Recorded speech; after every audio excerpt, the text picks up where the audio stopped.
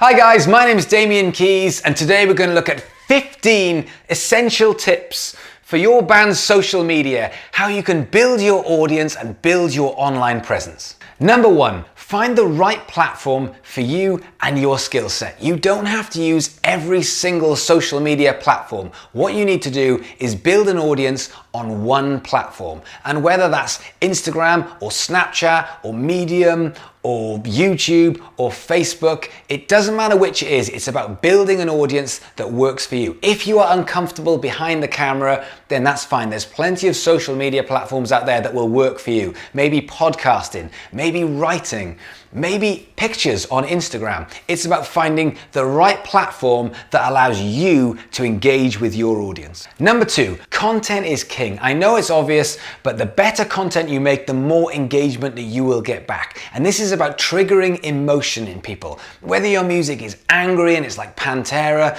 or whether it's depressing and it's like Radiohead, it's about triggering thought-provoking emotion that gets people wanting to engage with you. Number 3, engage, engage, engage. My personal pet peeve is when a band puts content out on their social media and starts getting engagement, like someone saying, "This is amazing," and they put a thumbs up, or they just put cheers. I hate that. This is a chance for you to build a relationship one at a time, and that's what this social media is all about. So when someone adds something to your post, you capitalize on that. You get in there and you start that conversation and you build that relationship. Number 4, consistency is so important, and those regularity of posts will keep people engaging with you. Don't go missing for long periods of time. You don't have to post every single day, although that would help. If you can't do that, that's fine, but you do need to be posting several times a week in order to keep you in people's minds. Number 5, YouTube is the most underrated search engine for bands and musicians. And the reason for that is because it's a search engine.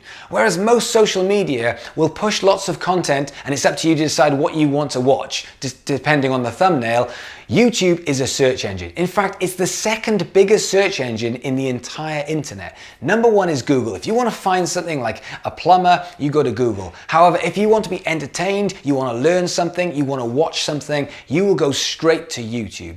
So therefore, when you're putting content on YouTube, use that search engine facility. I see far too many bands using YouTube like a library, a storage space. Here's my video in case you want to watch it. Well, why not build content that can be found? Use geographical search terms, like for example, guitarist in London, or guitarist in Manchester, or guitarist in Ohio is going to be a much smaller noise than guitarist or guitar cover. So start thinking carefully of how people can find you on YouTube. Number 6, make content that can be broken down into other platforms. Trying to actually make enough content to go around all your platforms is time consuming and takes a lot of energy. So if you're making a 10-minute vlog on the behind the scenes of recording your album, then find little bits that you can extract to put onto Instagram, or possibly if you're explaining something, maybe you can even make a blog of it and take it off and put it on Blogger, or you can make a blog of it and put it on Medium. You can take the content that you're making and start to break it down into other platforms. Number 7, every platform is different and you need to play their game. YouTube's game is different to Facebook's game, which is different to Instagram's game. And also, when you guys consume content, think about it. You are in a different mindset when you are consuming something on YouTube than you are when you're consuming something on Instagram or Snapchat. So playing their game is very important, and the way you learn the rules of their game is you go on, you add content and you experiment. But don't just make a music video and stretch it across all content, because that is pointless. You are about building an audience on every platform. Every single time you choose to add a new platform into the game, you need to learn their rules. Number 8, creativity is so important. In fact, it's the rules of all social media. So experiment with your content, but don't be boring. Don't just put another cover of Uptown Funk on the internet. There's enough of them out there. If you're going to put something on YouTube, then think of something different and creative, and experiment and see what works for you and your skill set. Number 9, collabs. collabs are the fastest way of growing your audience on social media. It's the best way of getting in front of someone else's audience and leveraging your audience, allowing them to come on your platform and build their audience via yours. And the way you do it is by going and find other artists, other bands, other YouTubers, other social media experts and saying, let me collab with you. Let's do something together. And then you can benefit from my audience and I can benefit from your audience. Number 10, Facebook ads. Ooh, the biggie. I hear so much complaining about Facebook ads, but Facebook ads are not the problem. The problem is people are making assumptions and they're not actually experimenting and trying to learn Facebook ads properly. Facebook ads is all about drilling down into your demographic, finding out who is your target audience and advertising to those exact people and not just making it vague. If you're advertising from 15 to 40-year-olds, that's too vague if they like rock music.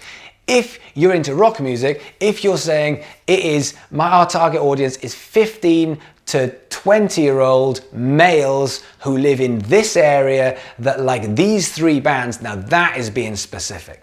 Number 11. Distribution is so important. Yes, you're making great content, but how are you telling people about it? And the way you do this is going onto forums, going onto groups, text people, email people, verbally tell your friends, get people onto your content. And you have to put the time and the effort into the distribution as well as making the content. Number 12.